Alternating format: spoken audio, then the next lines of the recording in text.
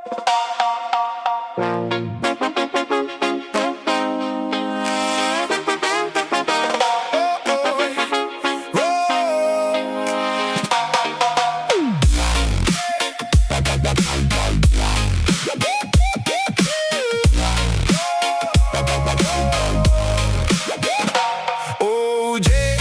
chvíle celý rok na nás čeká, stačí zbalit pár věcí a hlava se hned leká.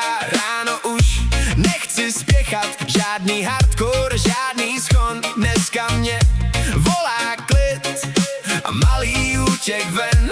Sice jen na chvilku, ale i to stačí.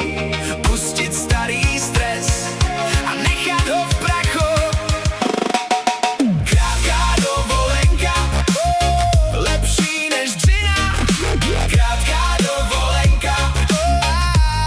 Se svlíká, krátká dovolenka, to je moje víra. Krátká dovolenka a hlava si zpívá, zpívá, zpívá, zpívá. Žádný tabule a mail, žádný budík 4:05, jenom taška, slunce v dlani a volný den. Kafe chutná jinak, když ho piješ bez plánu, a i ten nejmenší výlet zní jak nový začátek. Sice jen na chvilku, ale i to stačí. Pustit starý stres a nechat ho v prachu. Krátká dovolenka, lepší než dřina. Krátká dovolenka a duše se svlíká. Krátká dovolenka, to je moje víra.